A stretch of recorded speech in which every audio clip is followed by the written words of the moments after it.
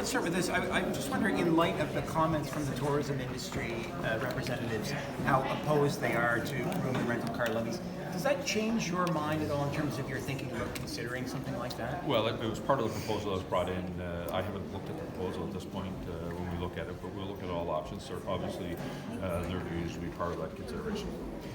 Something else that came up today and that's come up a couple of other times, of course, is the crane on South Park Street. Does your government have a figure, an estimate of what that cleanup is going to cost? As you know, that is a complicated site. The crane was owned by a company that was being rented to a developer.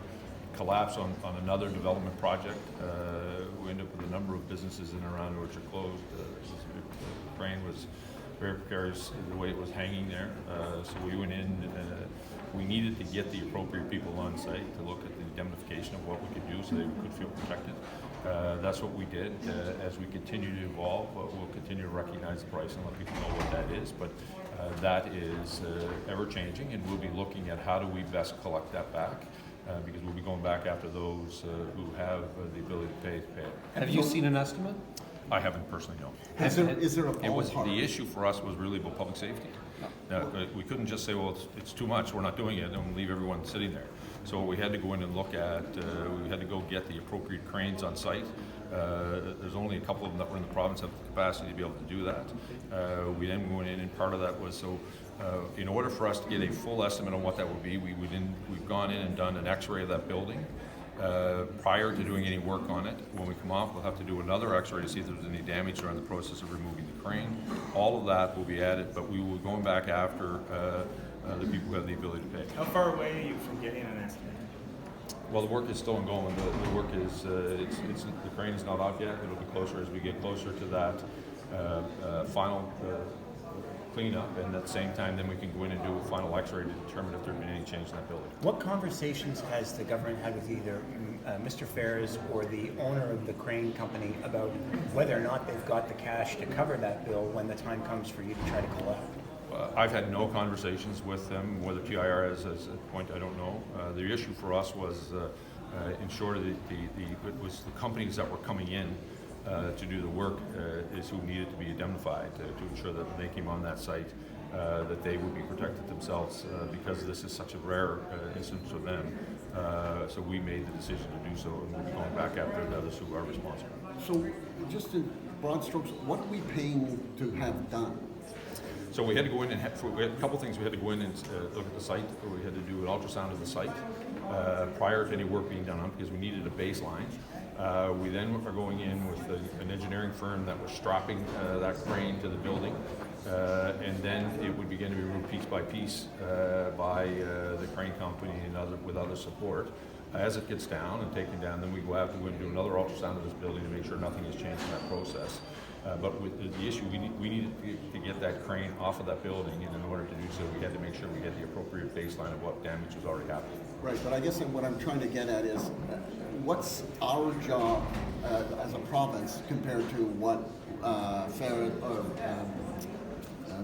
developer and the crane operator will have to do, and what's their job? Well, they would be going in, the question becomes at this point, if this had been a standalone site with not impacting neighbors, not impacting other communities, or quite frankly a risk to the public, they would have been sitting there battling that out with their insurance companies. We needed to make sure that in the meantime we were protecting the public, we were getting this crane down as quickly as we possibly can, as safely as we can, and then we will go back and recoup that. You said that you haven't seen an estimate of the cost. As far as you know, has anyone in government seen an estimate of the cost at this point? TIR would have some on what, on the contractors that we've hired to go in the sites of those. We don't know the particular damage to that particular site. So that will be determined as we go through the ultrasound. But of course we would have hired both a crane operator as well as the other companies that we had on site. So they would have an estimate in around what it would cost to hire those. But we don't know the length of time they'll be there. So in fairness, these are usually typically the crane operation. You're usually hiring them either cost per day or by the hour. But if part of that building has to be taken down because it's no longer structurally sound, are we paying for that? That's not, no. What we're doing is making sure that we get the crane down safely so that we don't cause a problem, public safety. And then we will, at that point, go back to recoup where we possibly can. Today we are 1 week away from what's normally the end of the Yard of Ferries. Are we going to see the ferry sail at all this year? It's a better question for the minister. I don't know if we'll see the sale this year or not. I do know what our hope is, what our goal is actually to make sure that the work that's done in Bar Harbor, that it fits with the vessel, and the vessel will be able to operate in and out of that facility. So if there's any adjustments that are required, we do it this season. Are you confident that will be the vessel next season? The lease expires at the end of this year, and the U.S. authorities are going to have to retender it. I'm confident. We were with the policy change for how the federal government pays for DMD members in provinces. How is Nova Scotia hospitals, how are they going to make up for the shortfall or for the difference? Well, the minister, as he said, is going through that process now to identify what the impact will be. Last night, I know the Minister of Defense said there would be no impact in individual sites. They wouldn't be worse off in his comments. So we're looking at exactly what that would mean to us. No other pulp supplies. It's an important question, quite frankly, because we are home to a lot of military families. We want them to recognize this is a province that embraces them. We want to continue to have them have access to primary care.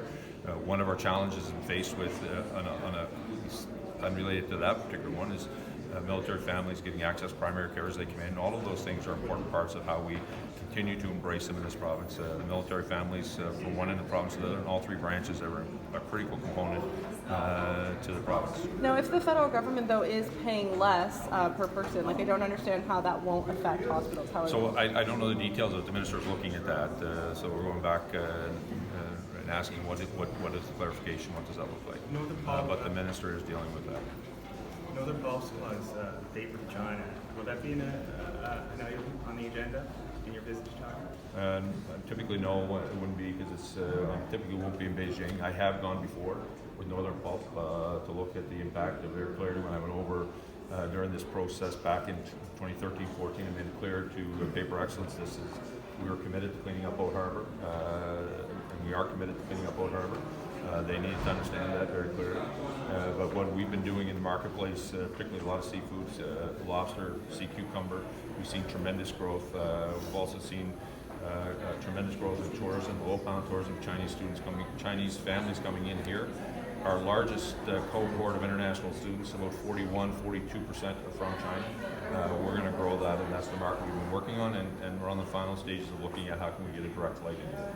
You took great umbrage with what the leader of the official opposition had to say about whether or not you should go to China or not. Why? The fact of the matter is, when you stand in wharves across this province, you see the price of lobsters directly to the export opportunities that we provide. Are you against that? Is he against ensuring that we continue to get the maximum value out of the products that we have in this province? The national government, as I said, will continue to deal with what is going on in their country.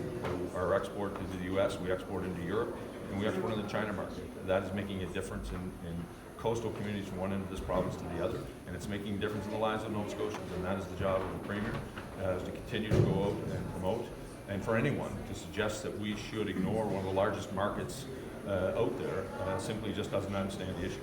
Mr. Houston, and I'm paraphrasing when I say this, but Mr. Houston essentially made the argument yesterday that there are in fact some things that trump economic development. So would it be that you and he have a different view on that, or how do you see that? We continue to talk about the issues that is going on between our two national governments. But the reality is, for a Premier of Canadian province, is to ensure that you grow the economy. Ignoring one of the largest markets out there is simply he doesn't understand the impact of what exporting means. I get it. You know, he's been in opposition and critical of what's happening instead of putting some thought around what is an export strategy. In 2013, we had one market. We've continued to grow that. Next week, we're having the European ambassadors in to continue to work. We'll talk to them about exporting opportunities. This is a province that has grown its exports and has made a difference in the lives of Nova Scotians. The Conservative Party knocked on doors in Louisbourg. They knocked on doors in Argyle. They were heavily supporting the growth in the lobster industry when they're down in those communities. You can't then on one hand stand in the house and criticize the government for going out and making sure we get proper value. Is it also the job of a premier to take a stance on human rights and the protection of democracy? Absolutely, we continue to do so. If you go back to the last time I was in there, I said to Governor Ma, who's a friend of mine, we continue to make sure people who go between our two countries need to feel safe. The reality of it is the two national governments are working on the issue that's related between them. China can't understand why Canada is in the middle of China and the U.S. That's the issue for China.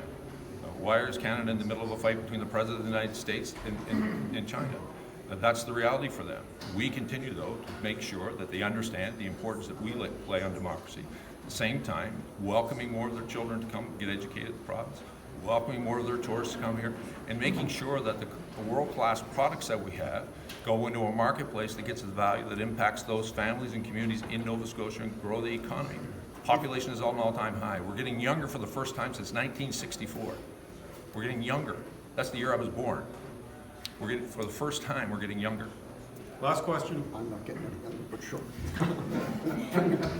You look it. Too late to suck up now. Oh, if I was about to do that, I'm not sure you'd be the first door to be knocking on. True enough. Premier, so do you make a direct link? If you did not go to China this fall, that market would be in any way in jeopardy? Listen, we're one of the few products in this country that has been kept out of the territory.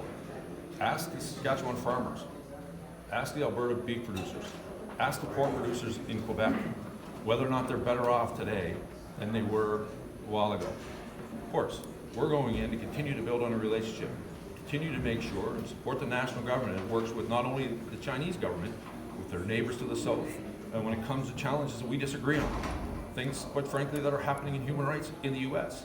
So how do you deal with those things? Our job is to continue to go, make sure that we get maximum value for the citizens of this province, at the same time promoting our own government, our own democracy, how it works, and welcoming more citizens.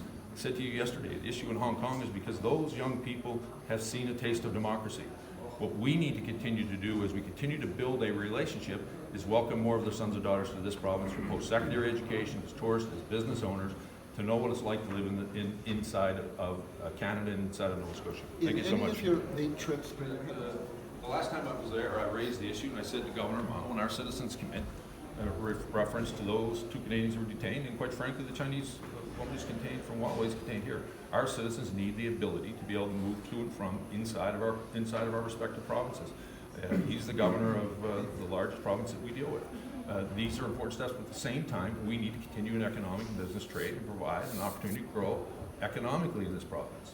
To provide opportunities, as I said, it's not one way, more Chinese students to come here, continue to grow the university population. And for those who believe we should be isolationists and protectionists, there is not a time in our history, globally, where any government has done that actually where they've been better off. As a matter of fact, as I said yesterday, you used the issue of Cuba. They're better off because the U.S. isolated them? Of course they're not. They're seeing changes in Cuba today because people are now embracing the interaction between those 2 countries. And we're seeing growth. What this is the opportunity about. At the same time, when other countries and other provinces try to impose what they believe is right on others, it has never worked. And it's short-sighted, and it shows a sign that people just simply don't understand the issue of economic export, economic trade, the economy, and the role of Nova Scotia in a global marketplace. And those people, quite frankly, want Nova Scotia to be stuck in the past. I want to grow it. Premier, are you